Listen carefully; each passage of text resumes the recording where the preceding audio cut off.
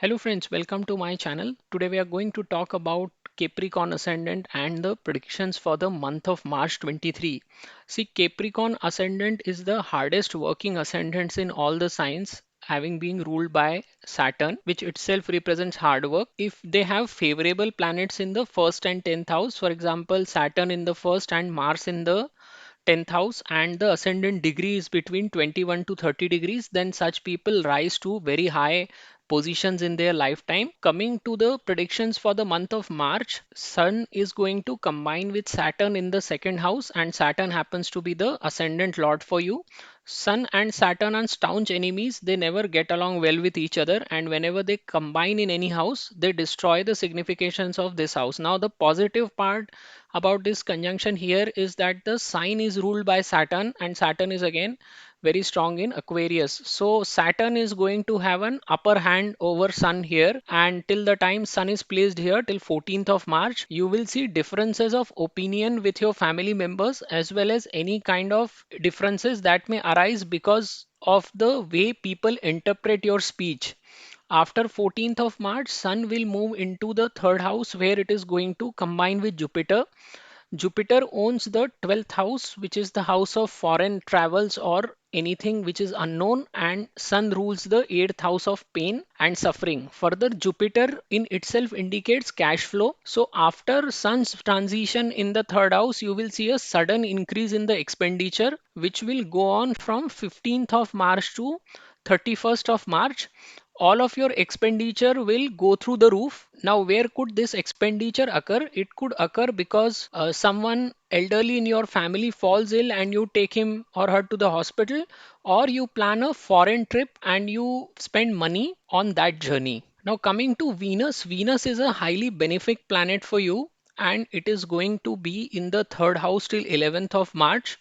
Jupiter will also be occupying the same sign. So third house becomes very powerful, and it also means good time on the professional front for the first 11 days. After this, Venus is going to combine with Rahu in the fourth house, and Rahu does not let you have the peace of mind whenever it is present in the fourth house. It makes the domestic environment very weird.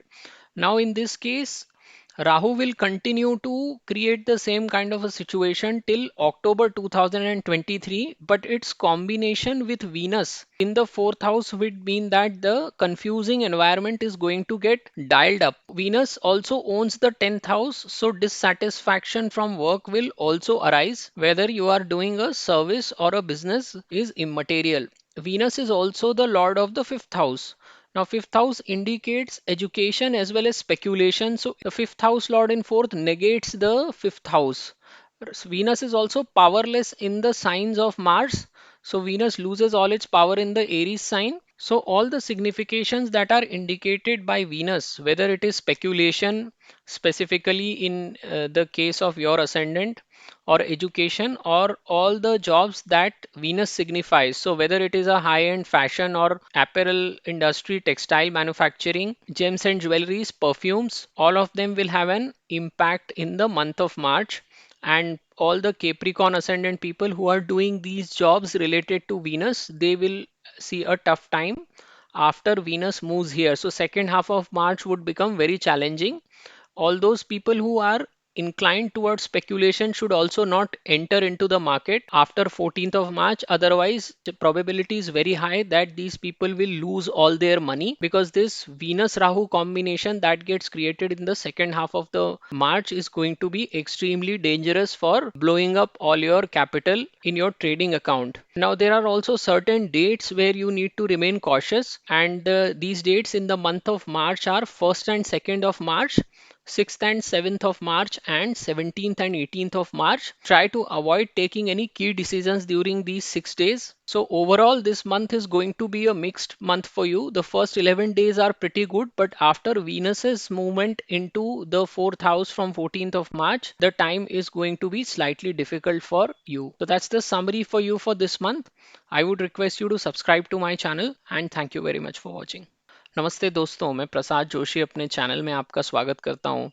आज हम जानने का प्रयत्न कर रहे हैं कि मकर लग्न वालों के लिए मार्च 2023 का महीना कैसे निकलेगा। मकर लग्न बहुत ही पावरफुल लग्न होता है, क्योंकि इसका जो स्वामी होता है शनि, ये अगर पहले या द्वितीय भाव में बैठा हो तो ये व्यक्ति को ज़रूरत से ज़्यादा हार्ड वर्किंग बनाता है। मकर लग्न के लोग वैसे ही बहुत ज़्यादा मेहनत करने वाले होते हैं और कई बार ऐसा भी कहा जाता है कि इनका जो ये पैदा हुए हैं वो खाली मेहनत करने के लिए पैदा हुए हैं, और जो मेहनत नहीं करता उसको शनि इस जीवन में कुछ भी नहीं देता है। और वैसे भी आप बहुत से मकर लग्न के लोगों को बहुत ज्यादा मेहनत करते हुए देखेंगे। लग्नेश की बात करें तो लग्नेश शनि द्वितीय भाव से भ्रमण करते रहेंगे। यहाँ पर ये सूर्य के साथ युति बनाएंगे और 14 मार्च तक के समय तक सूर्य द्वितीय भाव में बैठे रहेंगे। अब सूर्य और शनि आपस में बिल्कुल कट्टर शत्रु हैं, पिता पुत्र हैं माइथोलॉजी के अनुसार, तो ये इनकी बिल्कुल नहीं बनती है और ये जहां पर भी बैठते हैं उस भाव के परिणाम होते हैं उन पे बहुत गहरा प्रभाव डालते हैं। अब यहाँ पे चूंकि राशि ही शनि की है तो शनि का पलड़ा भारी रहेगा। और सूर्य जब तक 14 मार्च तक बैठे हुए हैं तो ये आपके परिवार वालों के साथ मतभेद कराएगा, अपने डिफरेंस ऑफ ओपिनियन जिसे हम कहते हैं वो होगा, और लोग आप जैसे बोल रहे हैं आपकी स्पीच को गलत तरीके से इंटरप्रेट करेंगे जिसकी वजह से भी वाद विवाद खड़े होंगे। अच्छी बात होगी कि 14 मार्च के बाद जब सूर्य निकल जाएंगे और तृतीय भाव में चले जाएंगे तो यहाँ पर ये गुरु के साथ युति बनाएंगे। अब गुरु आपके 12वें भाव के स्वामी होते हैं, 12वें भाव से आप खर्चा देखते हैं, गुरु स्वयं ही पैसे का कारक है, और सूर्य अष्टम भाव का यहाँ पर इन्वॉल्वमेंट दिखाता है यानी कि पीड़ा। सो आपका काफी पैसा खर्च होगा मार्च के सेकेंड हाफ में जब इनकी युति बनेगी, तो 14 मार्च के बाद का समय आपके लिए काफी खर्चों भरा होगा। अब यहाँ पे शुक्र पे एक नजर डालते हैं। शुक्र 11 मार्च तक तृतीय भाव में अपनी उच्च राशि में बैठे रहेंगे।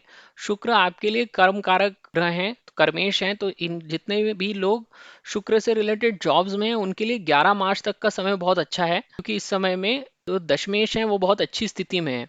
लेकिन जब शुक्र यहाँ से मूव कर जाएंगे, यहाँ से निकल के चतुर्थ भाव में आ जाएंगे 12 मार्च से, तो उसके बाद आपके लिए मुश्किल भरा समय शुरू हो जाएगा, क्योंकि राहु यहाँ पर बैठकर पहले से ही आपकी मानसिक शांति को खराब कर रहा है, आपके घरेलू वातावरण पे दुष्प्रभाव डाल रहा है। जब अब शुक्र यहाँ पर कंबाइन होगा तो आपका जितने भी लोग शुक्र से जुड़ा हुआ व्यवसाय करते हैं, यानी हाई एंड फैशन में है, जेम्स एंड ज्वेलरी के व्यापार में है, एंटरटेनमेंट बिजनेस में है, चीज जो ऑनलाइन की जाती है उन सारे चीजों से जुड़े हुए व्यापार जितने भी कहलाते हैं वो सब भी राहु यहाँ पर खराब करेगा शुक्र के साथ बैठ के। 12 मार्च के बाद शुक्र पंचम भाव का भी स्वामी बनता है। पंचम भाव से आप शिक्षा देखते हैं, शेयर बाजार देखते हैं, तो इन सारी चीजों को भी खराब करने का कार्य शुक्र करेगा।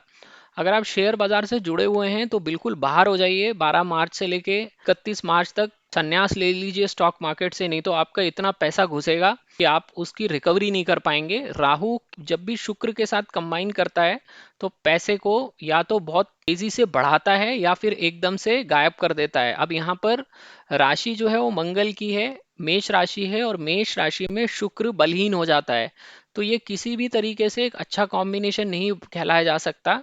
अगर आप स्पेक्यूलेशन में हैं तो मार्केट से निकल जाइए। अगर आप स्टूडेंट हैं तो आपको बहुत ज़्यादा एकाग्र होकर पढ़ाई करनी पड़ेगी, नहीं तो पढ़ाई में भी आपका मन इस महीने में नहीं लगने वाला है।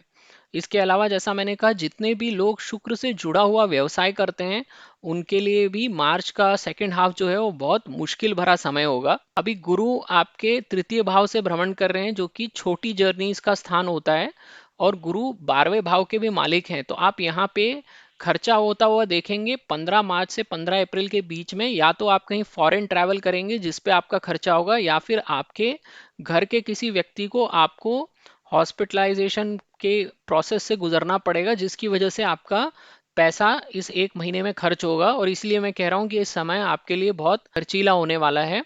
अब महीने में कुछ ऐसे दिन होते हैं जब आपको सावधान रहना पड़ता है, और ये दिन वो हैं जब चंद्र आपके 6 8 12 से गुजरता है, तो इन दिनों में आपको कोई भी महत्वपूर्ण निर्णय लेना टालना चाहिए। तो मार्च के महीने में ये दिन है 1 और 2 मार्च, 6 और 7 मार्च, और 17 और 18 मार्च।